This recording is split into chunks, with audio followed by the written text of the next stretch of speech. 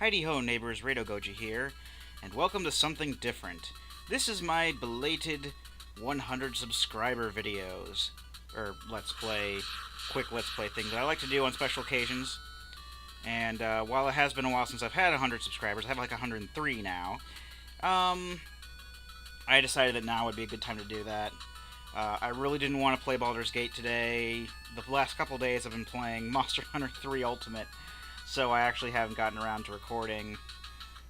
So I figure I might as well play Mega Man 5 for the NES this time. And that's why it says Mega Man 5 again, because we played Mega Man 5 for the Game Boy. But Mega Man 5 for the NES is pretty much like my other nostalgic favorite on the NES. If I really had to pick like a group of them that I truly like for the classic series, it would be like Mega Man 3 through 6. 2 and 7 to a lesser extent.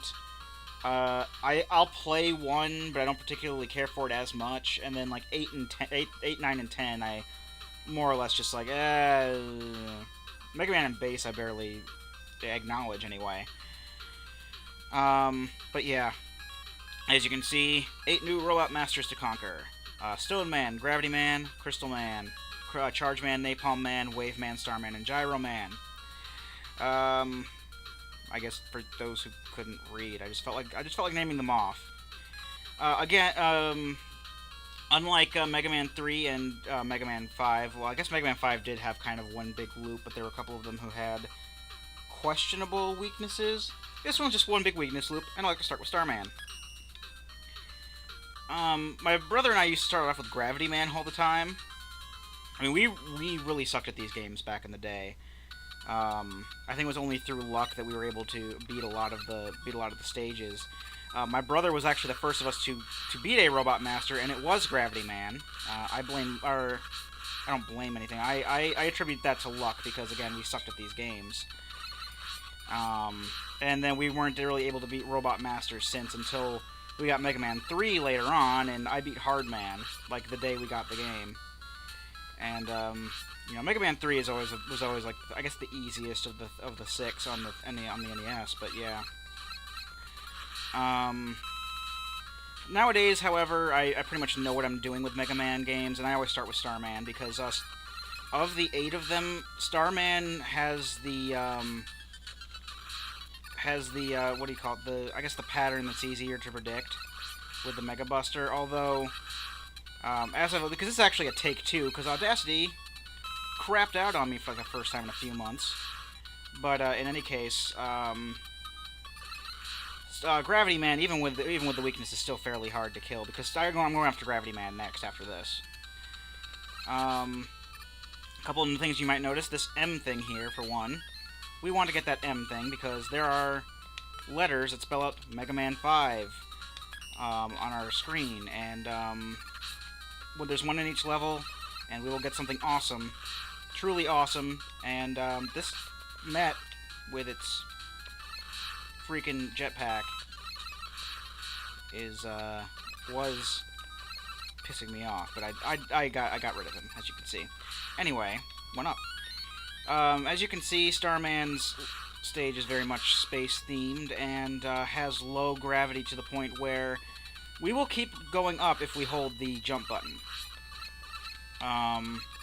Which you should be careful with because there are lots of spikes everywhere. Also, we have a charge shot, a proper charge shot for the first time in any of my LPs.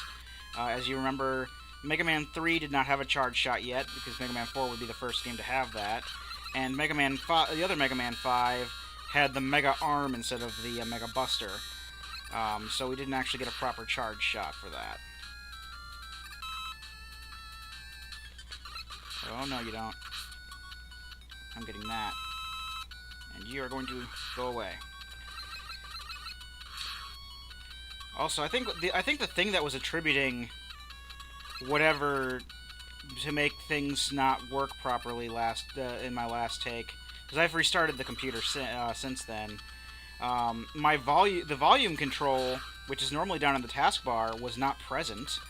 Audacity stopped working after the first try, and there was a lot more considerable delay on the emulator. So who knows how that will affect things. But I'm fairly confident that this is gonna be fine here.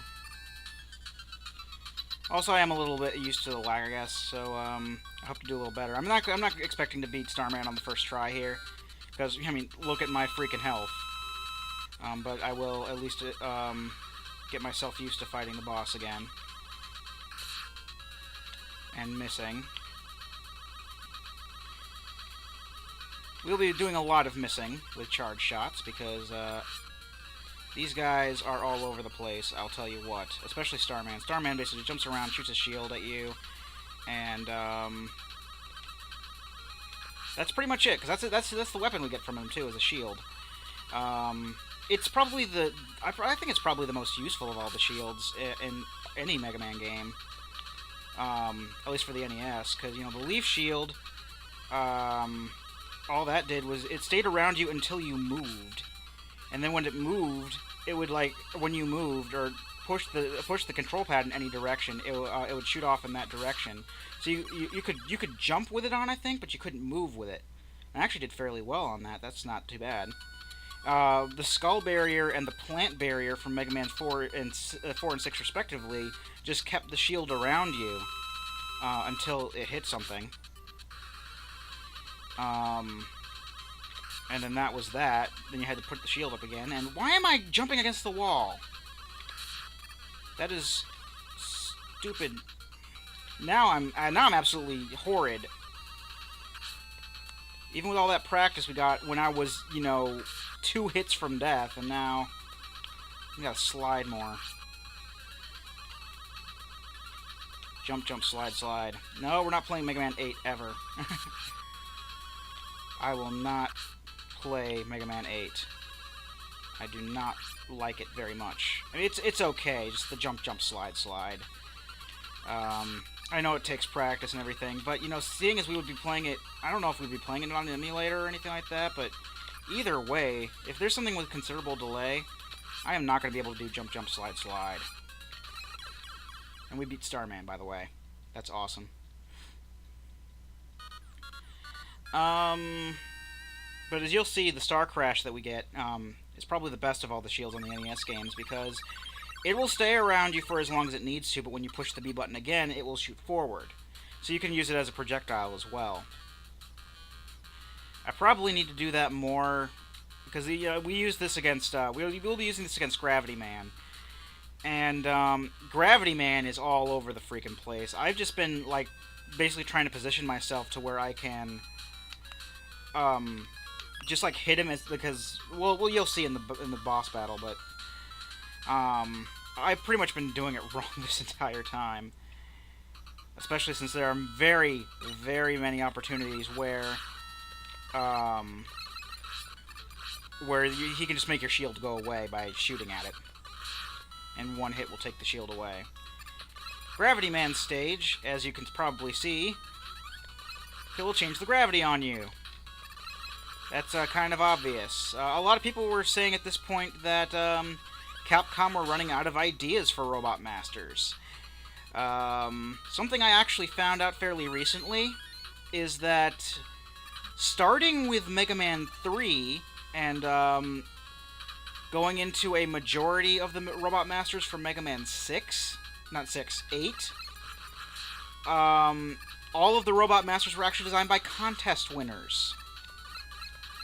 So basically, all the Robot Masters from Mega Man 3 through 7, as well as any of the Robot Masters from Mega Man 8 who weren't Tengu Man or Astro Man, those were all designed by not Capcom. So I guess you could say that Capcom really hasn't had any decent, or it really hasn't had any Robot Master ideas since the late 80s.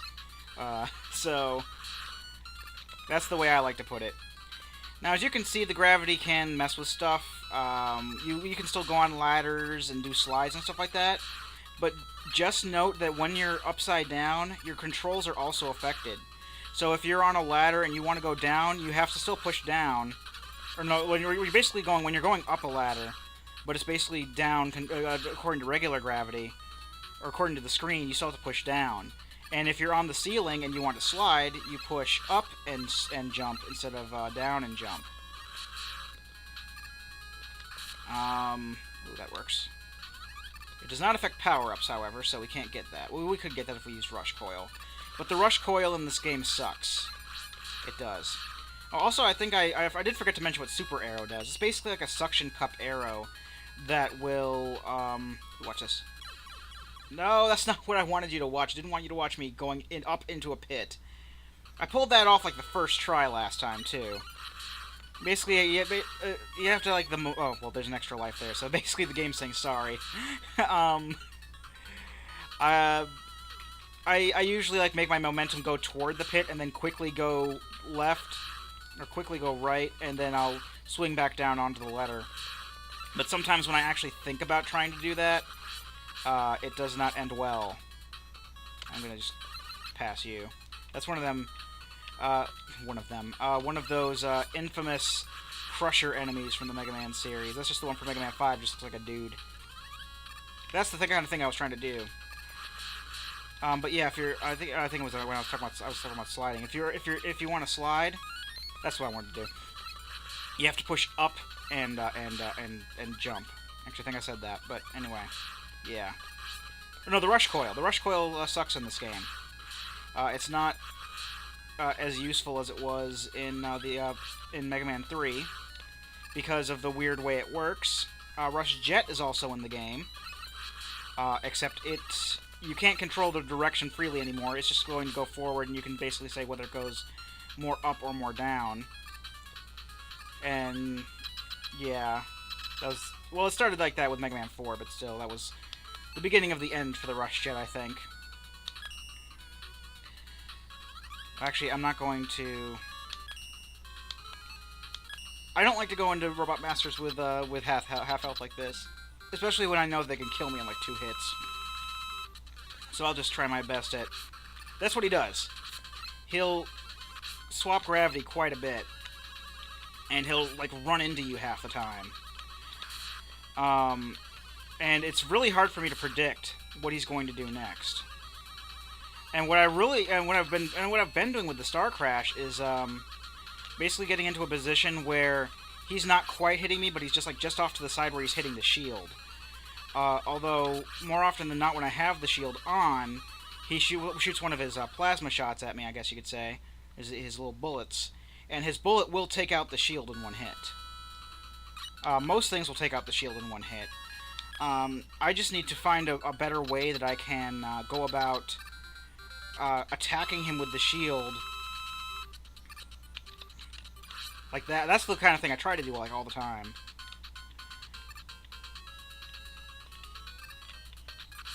I could probably do that. I'll just wait until we're exchanging positions to actually use the shield. But it's a little tougher, I guess, yeah. See, that's the kind of thing I try to do, I guess, all the time. And he takes out the shield.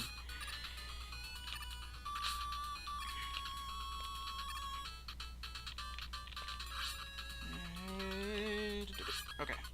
I think we got this. No, he took the shield away.